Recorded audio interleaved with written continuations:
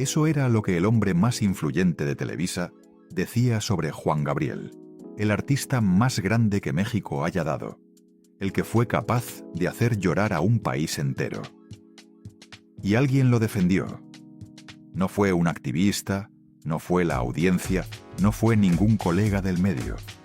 Fue precisamente el mismo hombre que arrasaba con las carreras ajenas de un solo comentario. El mismo que humilló a Thalía llamándola corrientota cuando tenía apenas 18 años. El mismo que vetó a Cepillín por 5 palabras. Raúl Velasco. Durante casi 3 décadas, él fue la entrada a la televisión mexicana. Y cuando esa entrada se bloqueaba, tu vida profesional se terminaba. Porque una noche, en plena transmisión, Raúl Velasco le permitió cantar a un hombre durante 30 segundos. 30. Y luego lo hizo pedazos ante millones de personas. Lo llamó afeminado. Le dijo que no tenía futuro. Lo acusó de ser un engaño. 5 minutos. Lo que dura una canción. Lo que tarda un sueño en desaparecer. Y ese hombre se llamaba Fernando Villares. Fernando Villares quedó parado en el escenario, mientras el conductor más poderoso de México lo destrozaba en público. No pudo responder, no pudo defenderse, no tuvo más opción que escuchar cómo su carrera se desvanecía en tiempo real. Una semana después, el 24 de enero, forzaron a Velasco a disculparse públicamente en el mismo programa. La prensa lo bautizó como la revancha del zorro. ¿Sabes qué dijo Velasco después sobre ese episodio? Lo calificó como uno de los ridículos más grandes de su vida. Pero no por el daño que le había causado a Villares, sino porque lo obligaron a pedir perdón. Ese era su verdadero problema con el asunto, que tuvo que disculparse, no el sufrimiento que había provocado. Fernando Villares intentó seguir adelante. Continuó haciendo presentaciones, siguió cantando, pero su nombre ya cargaba con una marca. Raúl Velasco había sentenciado que no tenía futuro, y en aquella época lo que Velasco decía era ley. Con el tiempo abandonó la música, se marchó a Cancún y se dedicó a la política. En marzo de 2017 murió de un derrame cerebral. Tenía 62 años. Durante 35 de esos años, cargó con la humillación que Velasco le obsequió en 5 minutos de televisión. 35 años, más de 12.000 días, toda una vida con esa memoria encima. Y Velasco ni siquiera lo mencionaba entre sus remordimientos. Pero el zorro no fue el único. Hubo cientos, quizás miles. Si te gusta este contenido, suscríbete para no perderte ninguna historia oculta. Artistas humillados en vivo, carreras destruidas de un comentario, mujeres obligadas a aguantar insinuaciones sexuales frente a las cámaras. Estrellas vetadas por atreverse a exigir lo que les correspondía. Sueños aplastados porque un hombre tuvo un mal día. Y detrás de todo eso, algo mucho más sombrío. Un sistema que utilizaba a las actrices como mercancía. El catálogo sexual de Televisa. Sí existió. No es un rumor, no es una leyenda urbana, no es chisme de pasillo. Kate del Castillo lo confirmó en su documental de 2019. Alejandra Ábalos lo confirmó en entrevistas. Mario Lafontaine, productor de Televisa durante 28 años, lo llamó el burdel más grande de México. Y Raúl Velasco, según múltiples testimonios, estaba en el centro de todo. Hoy vas a conocer 4 cosas que nadie te ha contado con todos los detalles. Te avisaré cuando llegue cada una. Primero, las palabras exactas que Emilio Azcárraga Milmo, el dueño de Televisa, usaba para referirse a Juan Gabriel, lo que el tigre quería hacer con el artista más querido de México. Y cómo Velasco, en una de las pocas veces en su vida, lo desafió. Esto va a transformar todo lo que crees saber sobre él. Segundo, las 5 palabras exactas que Cepillín le dijo a Velasco en un pasillo de Televisa.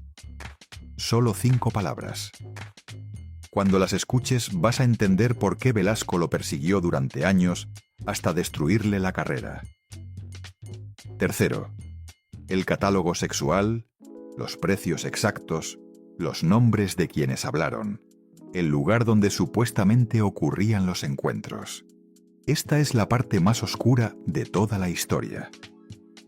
Y cuarto, la confesión que Raúl Velasco hizo en su última entrevista antes de morir.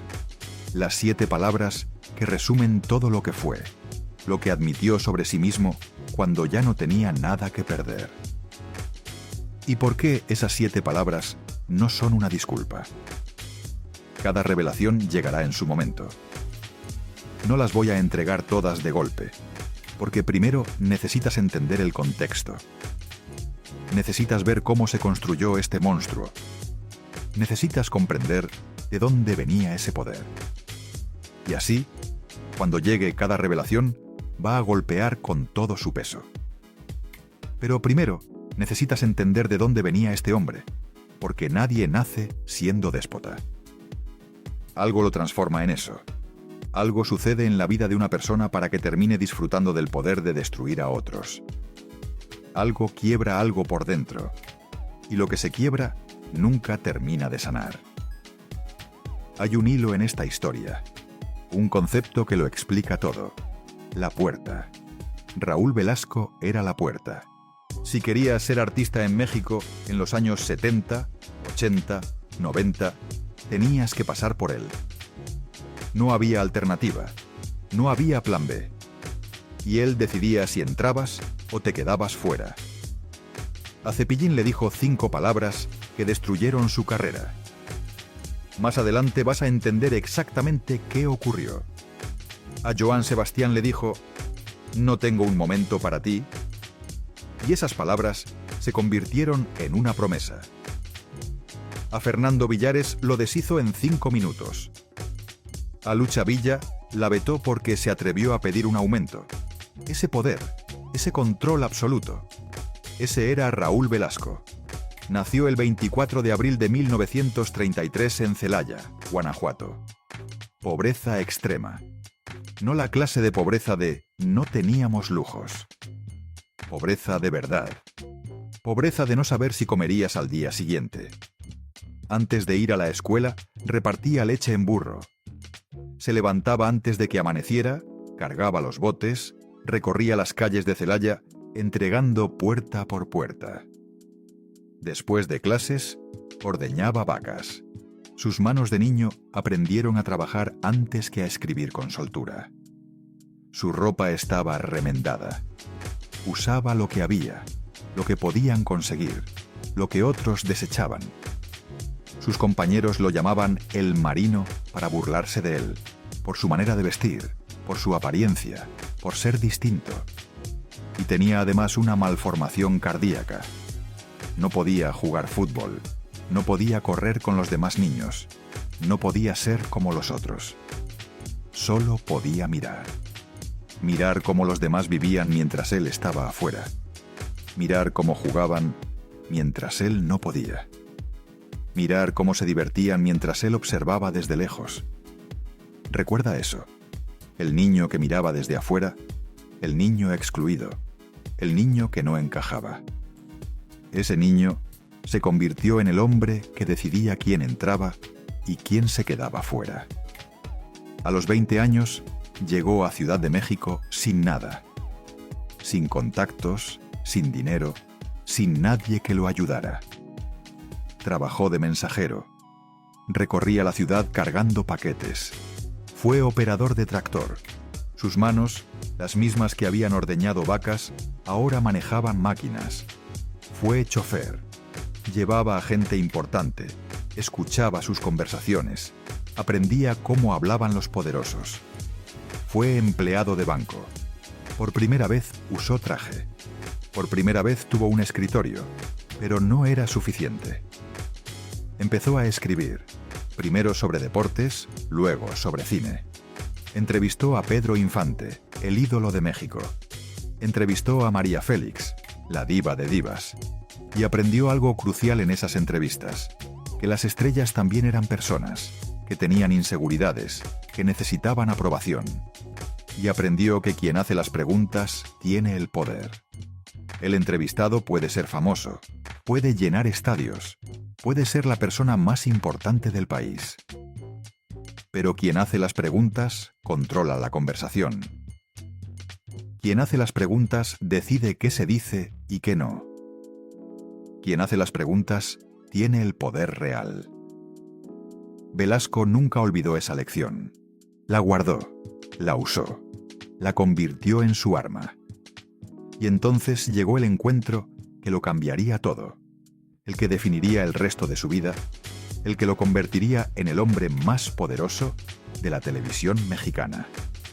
Emilio Azcárraga Milmo, el Tigre. El apodo decía todo lo que necesitabas saber sobre él.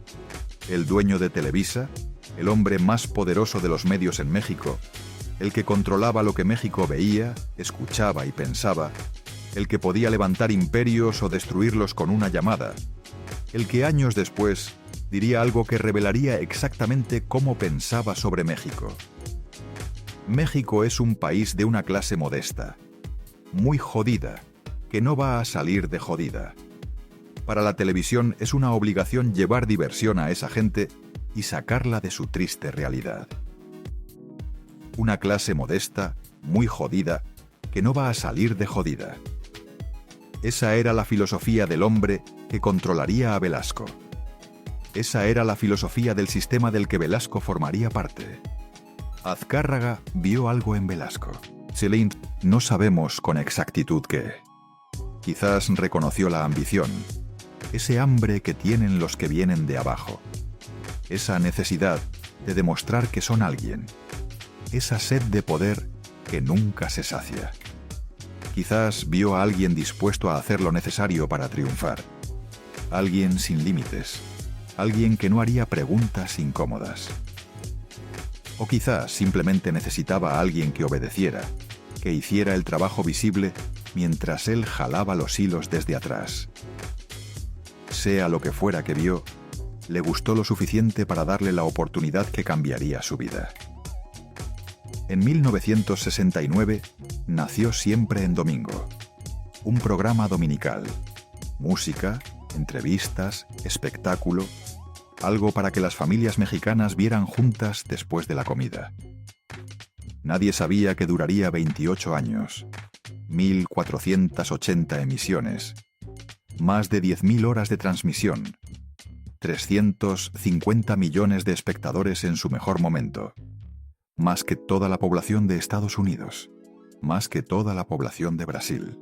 Siempre en Domingo no era solo un programa, era la puerta, la única puerta que importaba. Si querías ser artista en el mundo hispanohablante, tenías que pasar por el escenario de Raúl Velasco. Luis Miguel pasó por ahí, Thalía pasó por ahí, Juan Gabriel pasó por ahí, José José, Emmanuel, Gloria Trevi, Paulina Rubio, Shakira pasó por ahí antes de conquistar el mundo, Ricky Martin pasó por ahí antes de Living la Vida Loca, Chayanne pasó por ahí antes de hacer suspirar a millones. Todos, absolutamente todos. Y Raúl Velasco decidía quién entraba. Él tenía la llave. Él abría la puerta o la cerraba para siempre. «Aquí no hago estrellas», le dijo a Cepillín cuando le pidió una oportunidad. «Aquí presento puras estrellas». Esa frase lo definía. No te ayudaba a subir. Él decidía si merecías estar arriba. Y si no le gustabas, si no le caías bien, si tuviste la mala suerte de cruzarte con él en un mal día, no había nada que pudieras hacer. Las historias circulaban entre los artistas. Ten cuidado con Velasco. No lo mires a los ojos. Sonríe aunque te insulte. Era como ir a la corte de un rey medieval que podía hacerte noble o mandarte al calabozo con un gesto. El niño pobre de Celaya ahora tenía el poder que nunca tuvo. El niño que miraba desde afuera ahora decidía quién entraba al juego. Y lo usó. Vaya que lo usó. Pero había algo peor que no ser invitado a Siempre en Domingo. Mucho peor. Ser invitado y humillado frente a millones. Porque cuando Raúl Velasco decidía destrozarte, lo hacía en vivo, sin aviso, sin piedad, sin que pudieras defenderte. Thalía tenía 18 años. 18 años. Una adolescente que apenas comenzaba, que tenía sueños, que había trabajado duro para llegar ahí, que probablemente no había dormido la noche anterior de los nervios. Velasco la miró y dijo en vivo: «Te quitaron lo corrientota que te habían puesto el primer día». Corrientota, a una adolescente de 18 años, frente a todo México, frente a millones de personas, frente a su familia que estaba viendo. ¿Te imaginas ser Thalía en ese momento? ¿Te imaginas tener 18 años y que el hombre más poderoso de la televisión te llame así frente a todo un país? ¿Qué harías tú? ¿Te defenderías y destruirías tu carrera antes de empezar? ¿O te quedarías callada tragándote la humillación, fingiendo que no había pasado nada? Thalía se quedó callada, porque no había otra opción. Isabel Lascurán, de Pandora, estaba en un avión lleno de gente. Y Velasco, que también iba en ese vuelo, le dijo en voz alta para que todos escucharan: «Si no bajas de peso, no vuelves a salir en la tele», frente a todos los pasajeros. Isabel bajó de peso. No porque quisiera, no porque su médico se lo recomendara, no porque fuera lo mejor para su salud, sino porque no tenía opción. Porque si no lo hacía, su carrera terminaba. Porque un hombre le había dicho que así funcionaban las cosas. Tatiana tenía 22 años cuando subió al escenario de Siempre en domingo. Cantó su canción. Lo dio todo. Terminó su presentación con una sonrisa y Velasco le entregó una tarjeta, la de un nutriólogo. En televisión nacional, frente a millones de espectadores. Como diciéndole: «Estás gorda, necesitas ayuda». Tatiana bajó del escenario, entró al camerino y lloró. No sabemos cuánto tiempo lloró. No sabemos qué pensó en ese momento. No sabemos cuánto le dolió. Pero sabemos que después tuvo que regresar al programa. Tuvo que seguir sonriendo. Tuvo que fingir que no había ocurrido nada, porque eso era lo que se esperaba de ella. Bronco era uno de los grupos más exitosos de México. No eran novatos. Llevaban casi 20 años de carrera. Habían llenado estadios, vendido millones de discos, eran leyendas de la música grupera. Velasco los miró y dijo: «Son feos, feos, pero con suerte». A artistas que habían conquistado México con su música, a artistas que representaban a millones de mexicanos. Y no se detuvo ahí. A Lupe Esparza, el líder del grupo, le preguntó si se había sentido cómodo, disfrazado de gorila en televisión nacional, frente a millones de fans que los admiraban, frente a las personas que habían comprado sus discos y cantaban sus canciones. ¿Qué se supone que responda alguien a eso? ¿Cómo te defiendes de una humillación así? Lupe Esparza no podía levantarse y golpearlo. No podía insultarlo de vuelta. No podía siquiera enojarse visiblemente. Porque Velasco todavía tenía el poder. Porque Bronco todavía necesitaba aparecer en televisión. Porque el sistema todavía funcionaba así. Tuvo que tragarse la humillación con una sonrisa. Y no fueron los únicos. A Lorena Herrera le preguntó si le atraían los hombres casados y le ofreció darle una nalgadita en lugar de la patadita de la buena suerte. A Ana Gabriel le dijo que siempre venía con el mismo vestidito. A Chico Che le dijo que su overol era para disimular el tamaño de su panza. Pero el caso más perturbador fue el de Itatí Cantoral. Perdón, el de Irán Castillo. Tenía 20 años. Una joven actriz que apenas empezaba, que había trabajado duro para llegar ahí, que probablemente tampoco había dormido la noche anterior de los nervios. Velasco la miró y le dijo al público: «Se ve re bien, ¿verdad?» Y luego: «Te lo estoy diciendo como un papá, no como un galán que te está fajando, ¿eh?» Fajando. Un hombre de 60 años diciéndole eso a una joven de 20 en televisión nacional, con su familia viendo. ¿Te imaginas ser Irán Castillo en ese momento? ¿Te imaginas no poder decir nada porque ese hombre tiene el poder de destruir tu carrera? Ella solo pudo responder: ya me dio calor. Una joven de 20 años acosada en televisión nacional y nadie hizo nada, porque era Raúl Velasco. Y estos son solo los momentos grabados, los que salieron al aire. ¿Cuántas humillaciones ocurrieron en los pasillos? ¿Cuántas lágrimas se derramaron en camerinos vacíos? ¿Cuántas se fueron a casa convencidas de que no eran suficientes? No lo sabremos nunca. Pero las humillaciones en vivo eran solo la superficie. Lo que viene ahora es lo que casi nadie se atreve a contar. Lo que muchos saben, pero pocos dicen en voz alta. Lo que Televisa quiso enterrar para siempre. Aquí viene lo primero que te prometí. El 11 de febrero de 1993, Emilio Azcárraga Milmo dijo esto en público. México es un país de una clase modesta, muy jodida, que no va a salir de jodida. Para la televisión es una obligación llevar diversión a esa gente y sacarla de su triste realidad y de su futuro difícil. Una clase modesta, muy jodida, que no va a salir de jodida. Así hablaba el dueño de Televisa sobre los mexicanos que veían sus programas. Y añadió: los ricos como yo no somos clientes, porque los ricos no compramos ni madres. Esa era la filosofía de Televisa. Venderle espectáculo a los pobres, mantenerlos entretenidos, mantenerlos dóciles, mantenerlos frente al televisor. Y si para eso había que humillar artistas, que así fuera. Y si para eso había que usar a las actrices como mercancía, que así fuera. Porque los pobres iban a seguir viendo. Porque no tenían otra opción. El catálogo sexual de Televisa no era un rumor ni un chisme de pasillo. Era un sistema organizado que funcionó durante décadas.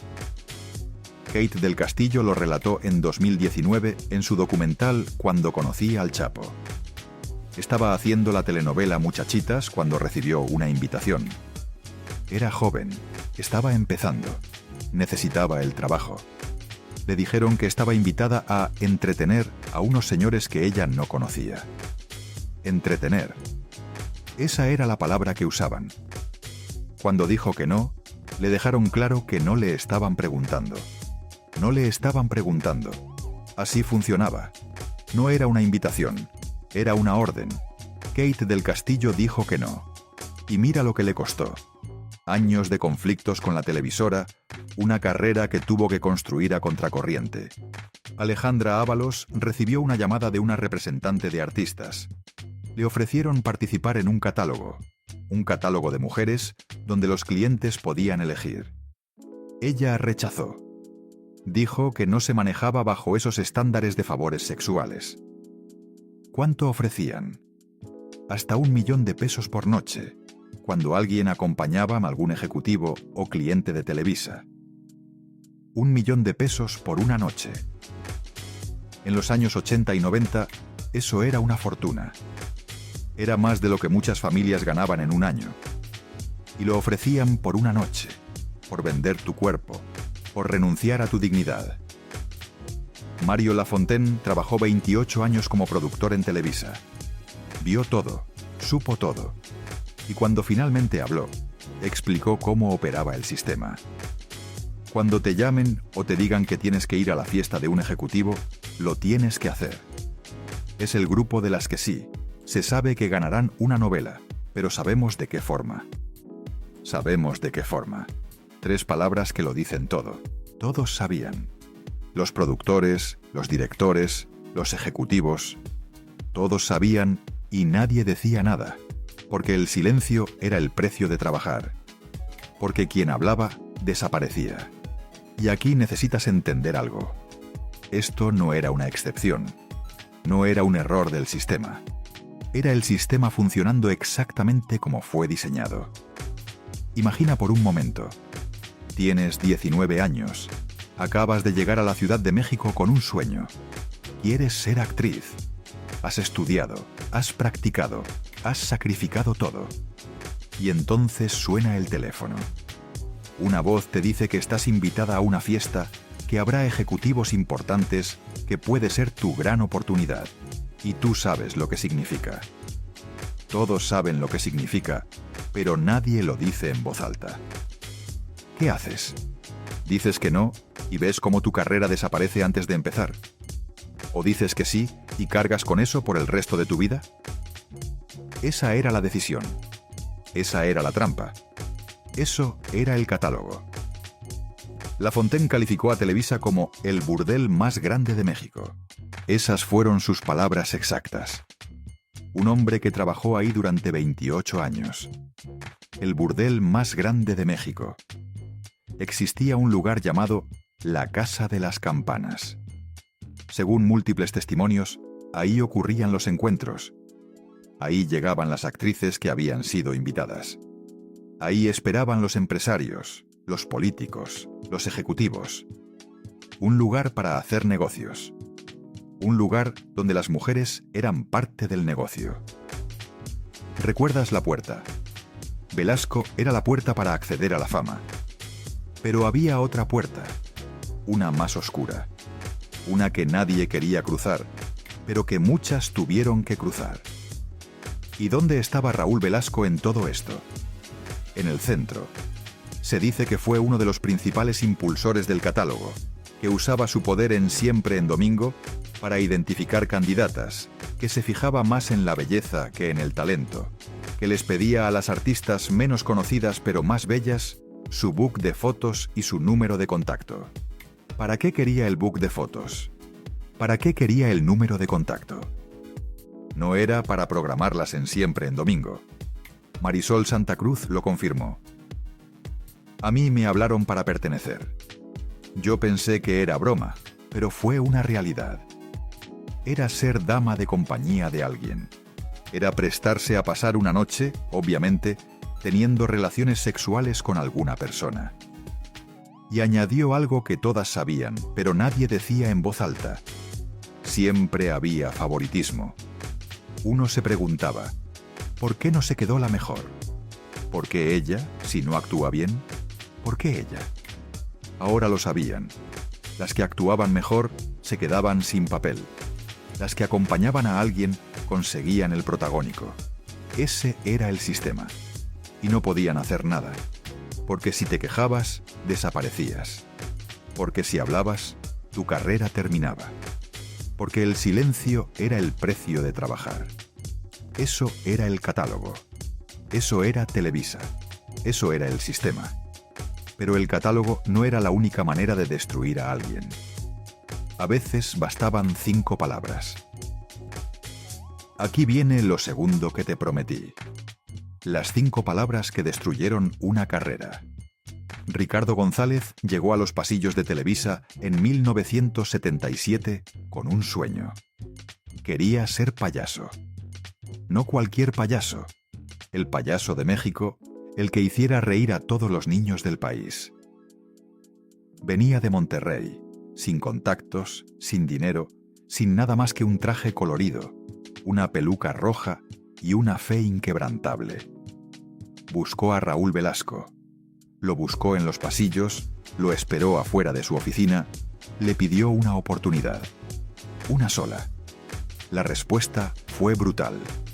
Aquí no hago estrellas, aquí presento puras estrellas. Velasco ni siquiera lo miró a los ojos cuando se lo dijo. Pero Cepillín no se rindió. Había llegado demasiado lejos para eso. Tocó otras puertas, preguntó, investigó, y llegó hasta Emilio Azcárraga Milmo, el tigre, el dueño de todo. No sabemos cómo lo logró. No sabemos qué le dijo, pero lo logró. Y el tigre ordenó que lo presentaran en Siempre en Domingo. Cuando Velasco se enteró, lo confrontó en los pasillos. Le preguntó qué había hecho, cómo había conseguido esa orden. Y aquí viene el error que le costaría todo. Cepillín respondió, pues toqué la puerta que era, don Raúl. El domingo pasado usted no era la puerta. Usted no era la puerta. 5 palabras. 5 palabras que destruirían su carrera. Nadie le decía eso a Raúl Velasco. Nadie. En toda la historia de Televisa, nadie se había atrevido a decirle que él no era importante, que había alguien más arriba, que su poder tenía límites. Velasco no dijo nada en ese momento. Solo lo miró y guardó esas palabras. Las guardó durante años, como un veneno que soltaría cuando llegara el momento. Cepillín debutó en Siempre en Domingo. Fue un éxito inmediato. Los niños lo amaban, las mamás lo amaban, las familias enteras sintonizaban para verlo. Le dieron su propio programa, El Show de Cepillín. De 1977 a 1980, Ricardo González se convirtió en uno de los personajes más queridos de la televisión mexicana. Llenaba auditorios, vendía discos, hacía presentaciones por todo el país. Los niños lo idolatraban. Pero Velasco no olvidaba. Raúl Velasco nunca olvidaba. Cada semana, en las juntas de producción, mencionaba a Cepillín. Oye, Cepillín anda muy elevadito. Cepillín se cree mucho. Cepillín está muy crecidito. Gota a gota, semana tras semana, mes tras mes, envenenando la percepción de los ejecutivos, plantando la semilla de la duda, preparando el terreno para el golpe final. Cepillín lo contó años después. Raúl estuvo chingando y chingando en las juntas de producción. Todos los lunes estaba friegue y friegue, con don Emilio Azcárraga hasta que dijo: ya, que lo quiten, vetado de la empresa. Chingando y chingando, friegue y friegue, hasta que funcionó. Hasta que consiguió lo que quería. Ricardo González estaba de vacaciones en Puerto Rico cuando recibió la llamada. Estaba descansando, disfrutando del éxito que había construido, pensando en los próximos proyectos, planeando el futuro. Y entonces el teléfono sonó. Su programa había sido cancelado. Así, de un día para otro. Sin explicación, sin despedida, sin la oportunidad de decirle adiós a los niños que lo veían cada semana. Sin nada. Solo una llamada telefónica desde Puerto Rico. Y todo había terminado. No volvió a Televisa hasta después de la muerte de Velasco. Piensa en eso. Velasco murió en 2006. Cepillín fue vetado en 1980. 26 años.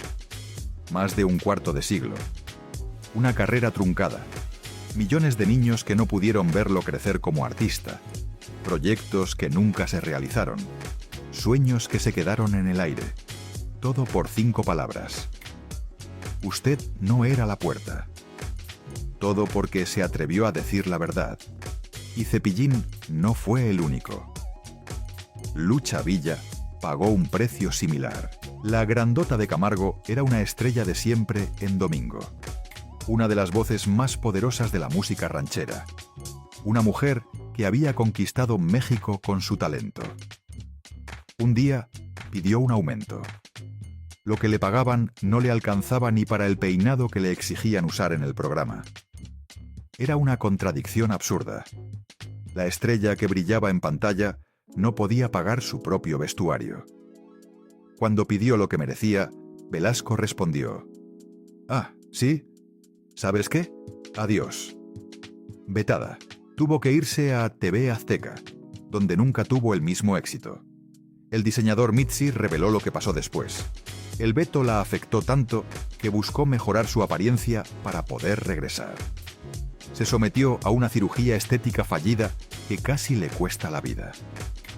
Una cirugía que salió mal porque quería volver, porque no podía aceptar que todo había terminado, porque creía que si se veía diferente, tal vez Velasco la perdonaría.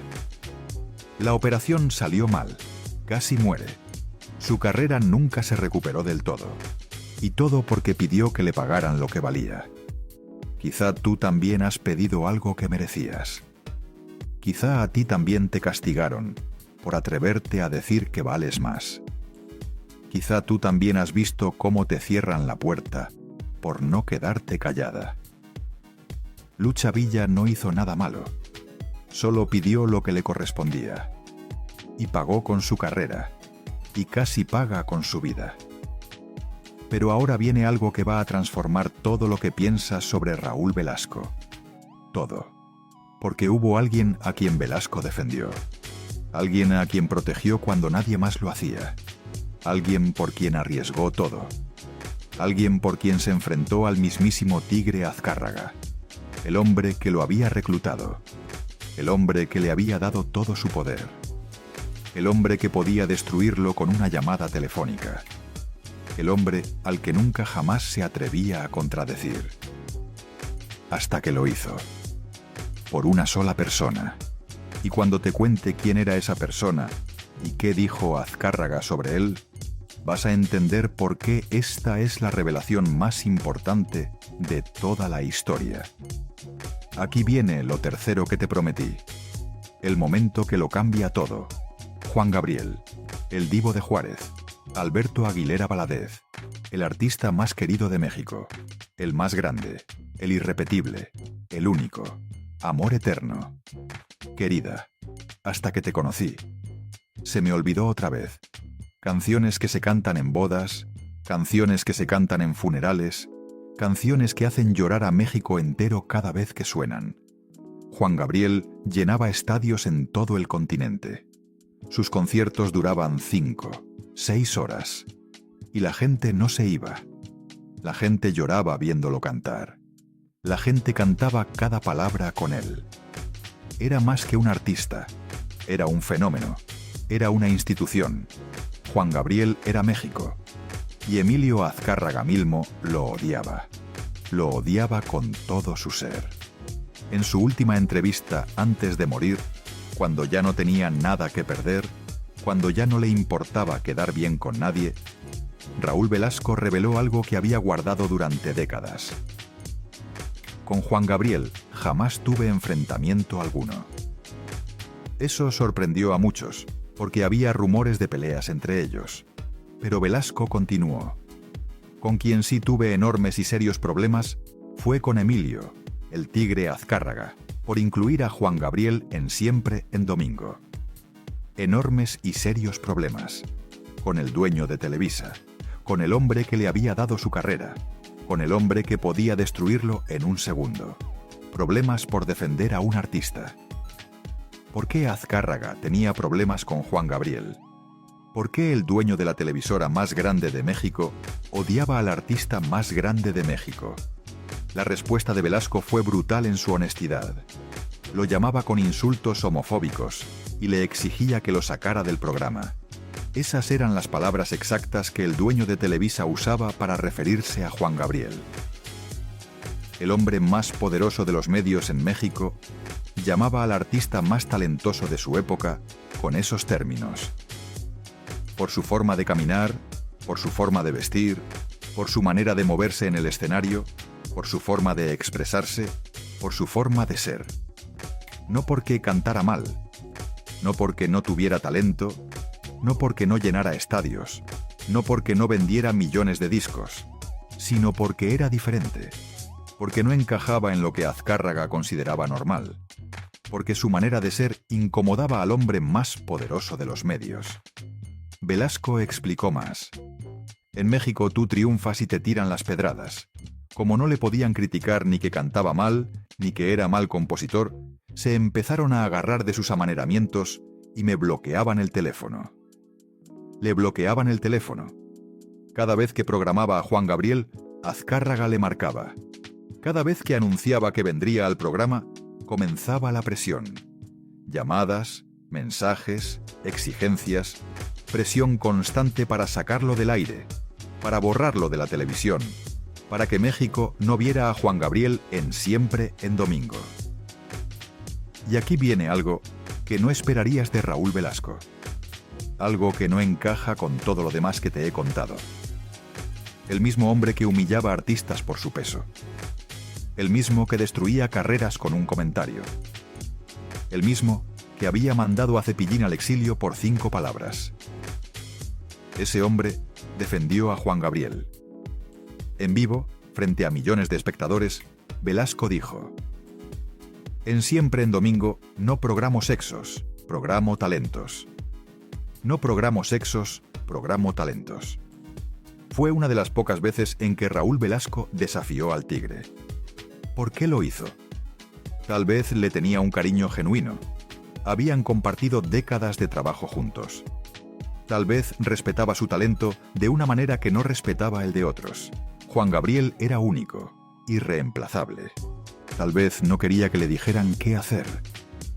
O tal vez, en algún rincón de su alma, recordó lo que era ser el diferente, el niño pobre, el mal vestido, el enfermo, el que no encajaba. Tal vez en Juan Gabriel vio algo de sí mismo. Tal vez vio al niño de Celaya que miraba desde afuera. No lo sabremos nunca. Juan Gabriel lo entendió. Entendió que Velasco lo había defendido. Entendió que no todos en Televisa eran iguales. Pero también entendió que el sistema era el problema. Años después declaró: «Televisa no me vetó. Yo veté a Televisa. Son ingratos. A México se le conoce por su historia, por su arte. No se le conoce por Televisa». El hombre a quien Azcárraga insultaba terminó siendo más grande que toda la televisora. Más grande que el Tigre. Más grande que Velasco. Más grande que todos ellos juntos. Juan Gabriel murió como leyenda el 28 de agosto de 2016. México lloró durante días. Las calles se llenaron de gente cantando sus canciones. Los altares improvisados aparecieron por todo el país. Amor Eterno sonó en cada rincón de Latinoamérica. Y Televisa, la empresa que lo quería fuera del aire, transmitió su funeral. Porque ya no tenían opción. Porque Juan Gabriel era demasiado grande para ignorar. Porque el talento, al final, siempre gana. Esa fue la única vez que Velasco desafió al sistema por alguien más. La única vez que arriesgó algo. Pero hubo otro momento. Un momento diferente. Un momento donde Velasco no defendió a nadie, sino que tuvo que enfrentar las consecuencias de sus propias decisiones. Un momento donde alguien regresó a cobrarle una deuda. Joan Sebastián era una estrella consolidada cuando subió al escenario de Siempre en Domingo en los años 90. El rey del jaripeo, José Manuel Figueroa. El hombre que había conquistado México con canciones rancheras que hacían llorar y bailar al mismo tiempo. Tenía éxito, tenía fama, tenía Grammys latinos, tenía todo lo que siempre había soñado. Pero guardaba un recuerdo. Un recuerdo que no había olvidado durante décadas. Un recuerdo que necesitaba sacar. Frente a millones de espectadores, frente a todo México, le dijo a Velasco: «Quiero comentarte que hace muchos años, en los inicios de tu programa, había un muchacho soñador que se te acercaba mucho y te daba lata por los pasillos». Velasco lo escuchaba. No sabía a dónde iba esto. No sabía lo que venía. Un día, ya desesperado, te enfrenté y te dije: «Señor Velasco, ¿no tuviera un momento para mí?». El estudio estaba en silencio. El público contenía la respiración. Una pausa. Me dijiste: «No tengo un momento para ti. Estoy muy ocupado». 7 palabras. 7 palabras que habían perseguido a Joan Sebastián durante años. 7 palabras que pudieron haber destruido a cualquier otro. Pero no a él. En ese momento me hice una promesa. Me juré, sin coraje, con mucha fe, que un día ibas a tener tiempo para mí. Y ahí estaba. El muchacho soñador de los pasillos convertido en estrella. El que había sido rechazado ahora triunfando. El que había jurado volver cumpliendo su promesa. El que había prometido que Velasco tendría tiempo para él, demostrando que sí. Ese era el poder de una promesa. Ese era el poder de no rendirse. Ese era el poder de convertir el rechazo en combustible. Velasco, visiblemente conmovido, respondió. Por primera vez se le veía vulnerable. Por primera vez no era él quien tenía el control. Por primera vez, era él quien tenía que dar explicaciones. Permíteme que te pida perdón. Perdón, Raúl Velasco pidiendo perdón en televisión nacional frente a millones. Porque muchas veces uno no abre su corazón y no está receptivo a las personas por las ocupaciones, pero no podemos estar tan ocupados como para cerrar el corazón a un ser humano. Se abrazaron mientras el público aplaudía. Un abrazo genuino, o al menos lo pareció. ¿Había cambiado realmente? ¿Era sincero ese perdón? ¿O solo reconoció su error porque Joan Sebastián ya era demasiado famoso para ignorar? Porque Velasco nunca le pidió perdón al Zorro. Nunca llamó a Fernando Villares para disculparse. Nunca reconoció públicamente que había destruido su carrera de forma injusta. Nunca dijo «me equivoqué» sobre la noche del 17 de enero de 1982. ¿Por qué? Porque Fernando Villares no se convirtió en estrella. Porque Fernando Villares no tuvo la oportunidad de regresar triunfante. Porque Fernando Villares no pudo pararse frente a él y decirle «Me prometí que un día ibas a tener tiempo para mí». ¿Cuántos otros muchachos soñadores recibieron el mismo «no tengo un momento para ti» y nunca volvieron?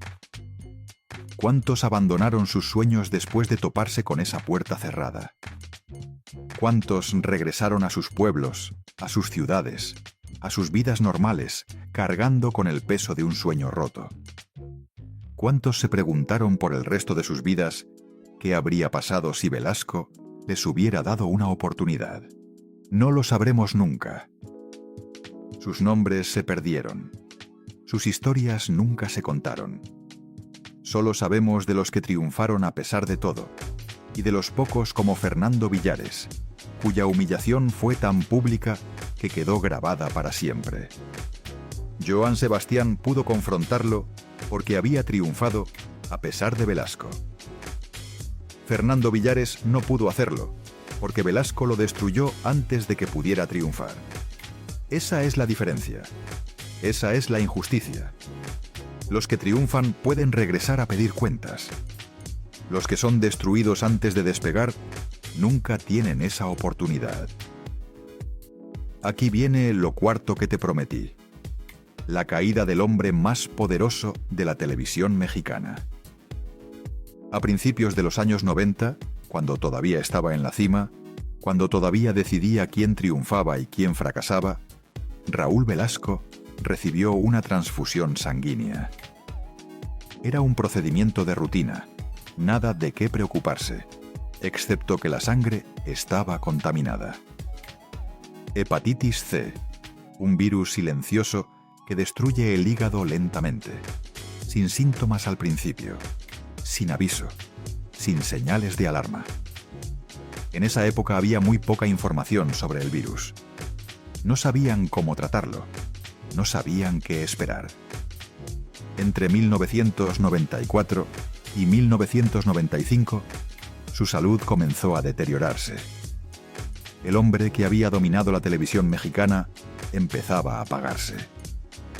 Pero seguía trabajando, seguía haciendo Siempre en Domingo.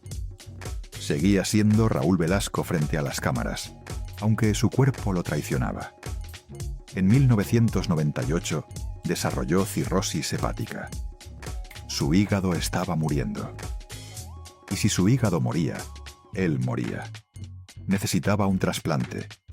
Necesitaba que alguien muriera para que él pudiera vivir. Lo consiguió. El donador fue un policía de Estados Unidos que había fallecido en un accidente. Un hombre que probablemente nunca vio, Siempre en Domingo. Un hombre que nunca supo que su muerte le daría más años de vida al conductor más polémico de México. Pero aunque Velasco sobrevivió, ya era tarde para Siempre en Domingo. El programa estaba muriendo junto con él. Los ratings ya no eran lo que fueron. La audiencia había cambiado. México había cambiado.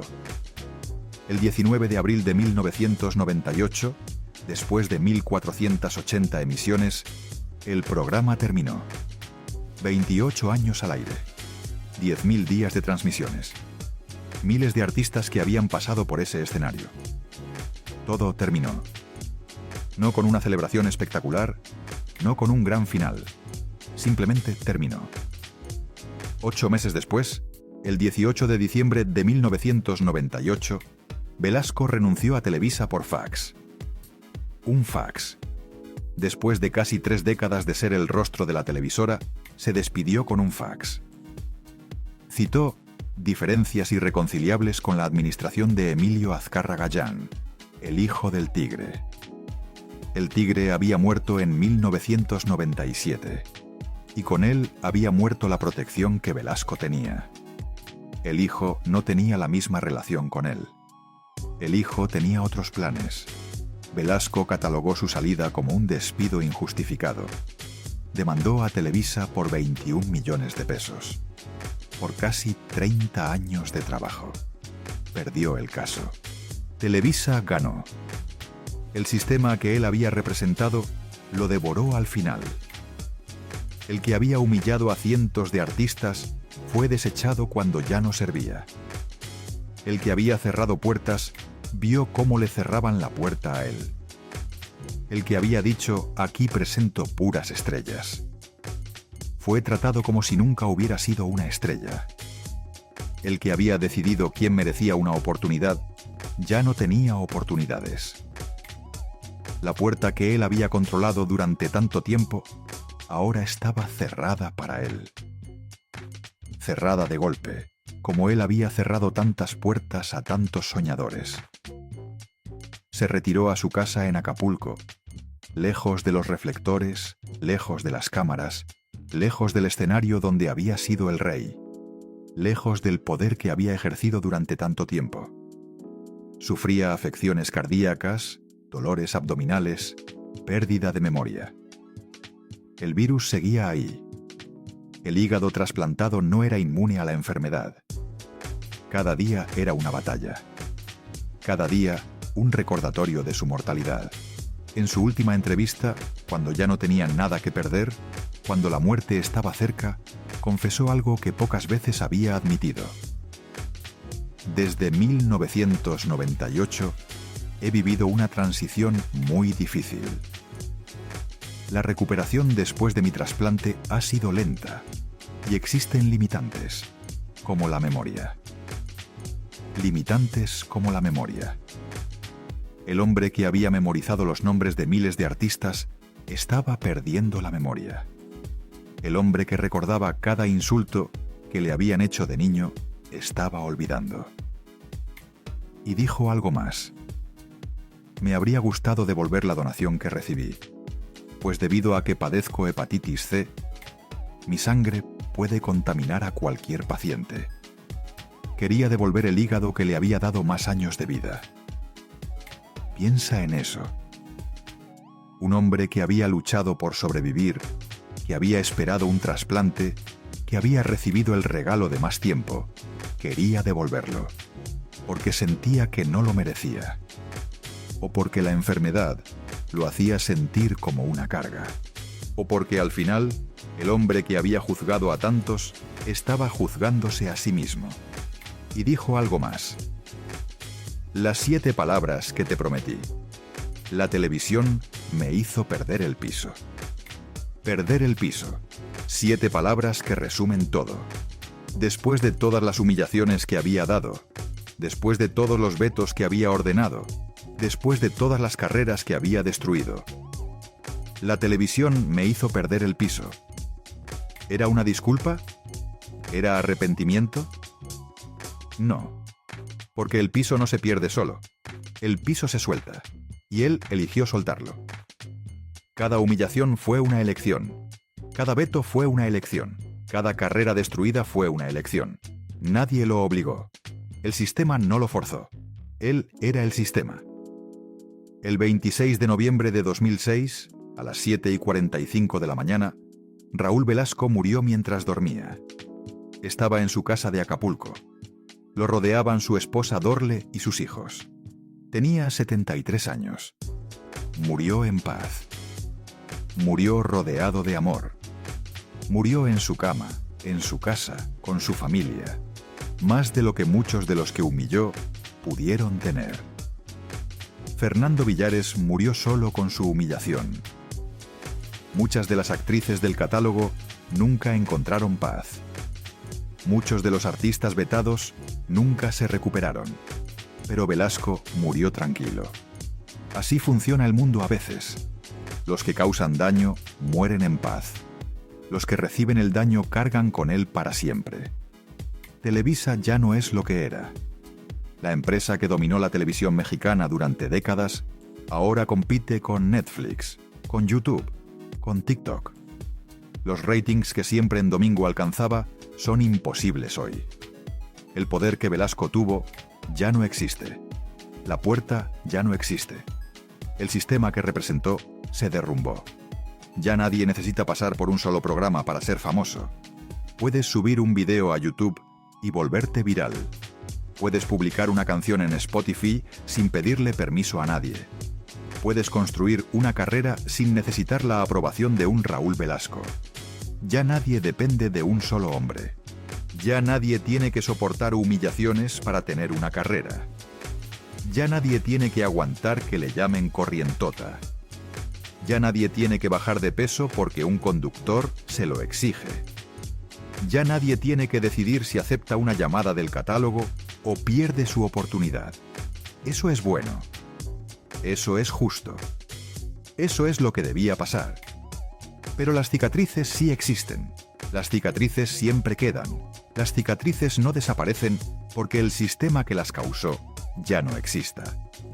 Fernando Villares murió en 2017, cargando con 5 minutos de humillación de 1982.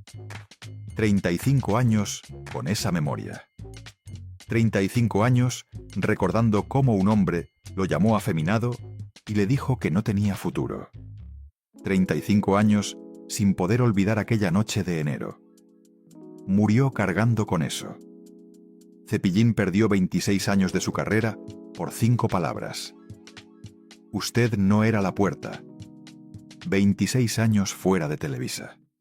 26 años de proyectos que nunca se realizaron. 26 años de sueños truncados. Por decir la verdad, por atreverse a señalar que había alguien más arriba de Velasco. Lucha Villa casi pierde la vida intentando volver a ser estrella. Una cirugía estética fallida porque quería regresar a siempre en domingo. Porque no podía aceptar que un hombre la había borrado por pedir lo que merecía. Tatiana lloró en un camerino a los 22 años por una tarjeta de nutriólogo. 22 años. Una niña todavía llorando sola porque un hombre decidió humillarla en televisión nacional. Isabel Lascurán bajó de peso porque un hombre se lo ordenó en un avión lleno de gente. No porque quisiera. No porque su médico se lo recomendara. Porque no tenía opción.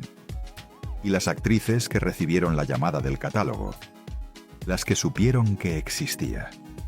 Las que tuvieron que decidir. Las que dijeron que sí porque no tenían opción. Las que dijeron que sí porque necesitaban el trabajo. Las que dijeron que sí porque no sabían cómo decir que no. Las que dijeron que sí porque tenían miedo de lo que pasaría si decían que no. Las que dijeron que no y vieron cómo sus carreras desaparecían. Las que dijeron que no y pagaron el precio.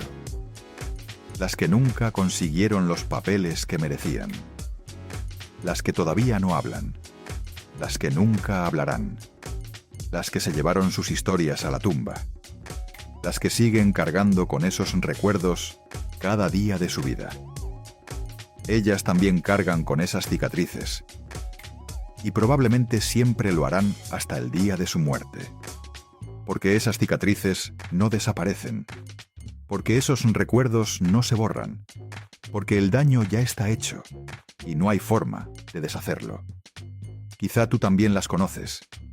Quizá mientras escuchas esta historia, algo se mueve dentro de ti. Algo que reconoces. Algo que has vivido. algo que no has podido olvidar. Quizá tú también sabes lo que es estar frente a alguien que tiene poder sobre tu futuro. Un jefe que puede despedirte sin razón, un familiar que controla el dinero, un maestro que decide si pasas o repruebas, un supervisor que puede hacerte la vida imposible, alguien que tiene algo que tú necesitas y puede dártelo o negártelo según su voluntad, según su humor, según su capricho. Quizá tú también has tenido que sonreír cuando querías gritar. Has tenido que callar cuando querías explotar. Has tenido que aguantar cuando querías salir corriendo. Has tenido que fingir que todo estaba bien cuando por dentro te morías. Porque no tenías opción. Porque necesitabas el trabajo. Porque necesitabas la aprobación. Porque necesitabas sobrevivir. Quizá tú también has tenido que aguantar comentarios sobre tu cuerpo, sobre tu peso, sobre tu apariencia, sobre tu forma de ser. Comentarios que duelen. Comentarios que se clavan. Comentarios que no puedes olvidar aunque pasen los años. Quizá tú también has visto cómo alguien con poder destruye a otros sin consecuencias. Has visto la injusticia y no has podido hacer nada. Porque el sistema protege a los poderosos. Porque quejarse significa convertirse en el siguiente blanco. Porque así funciona el poder cuando no tiene contrapeso. Porque así funciona el mundo cuando una sola persona decide quién merece una oportunidad. Porque así funciona la injusticia cuando nadie la detiene. Raúl Velasco fue un hombre de contradicciones. El niño pobre de Celaya que se convirtió en déspota. El que creció siendo humillado y terminó humillando. El que no encajaba de niño y decidió que él determinaría quién encajaba de adulto. El defensor de Juan Gabriel que humillaba a otros por su apariencia. El que dijo, no programo sexos, programo talentos. Y después llamó corrientota a Thalía. El que defendió a un artista del homofobismo del dueño de Televisa y destruyó la carrera del Zorro llamándolo afeminado. El creador de estrellas que arrasó carreras sin piedad. El que lanzó a Luis Miguel, a Shakira, a Ricky Martin. Y el que hundió a Cepillín, a Lucha Villa, a Fernando Villares. El que podía hacer reyes y el que podía fabricar cadáveres profesionales. El que pidió perdón a Joan Sebastián, pero nunca se disculpó con el Zorro. El que admitió que la televisión le hizo perder el piso, pero nunca explicó qué había debajo de ese piso. Raúl Velasco nació pobre en Celaya. El niño que repartía leche en burro antes del amanecer. El niño que ordeñaba vacas con manos pequeñas. El niño que usaba ropa remendada y era blanco de burlas. El niño al que llamaban el marino para humillarlo. El niño que tenía una malformación cardíaca y no podía jugar con los demás. El niño que miraba desde afuera mientras los otros vivían. Murió en Acapulco, rodeado de su familia, en su cama, en su casa, en paz. Murió rodeado de amor. Más de lo que muchos de los que humilló pudieron tener. Fernando Villares murió solo con su humillación. Muchas de las actrices del catálogo nunca encontraron paz. Muchos de los artistas vetados nunca se recuperaron. Pero Velasco murió tranquilo. Así funciona el mundo a veces. Los que causan daño mueren en paz. Los que reciben el daño cargan con él para siempre. Entre nacer en Celaya y morir en Acapulco, Raúl Velasco controló los sueños de miles de personas durante 28 años. Lanzó estrellas que todavía brillan. Destruyó carreras que nunca se recuperaron. Humilló artistas que cargaron con esa vergüenza por décadas. Defendió a Juan Gabriel. Pidió perdón a Joan Sebastián. Nunca se disculpó con el Zorro. El niño que miraba desde afuera se convirtió en el hombre que decidía quién entraba. Y ahora, la puerta está cerrada para siempre. Pero las historias permanecen. Las historias de los que pasaron por esa puerta.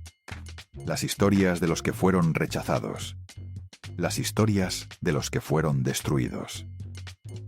De Fernando Villares, que murió en 2017, cargando con 5 minutos de humillación de 1982.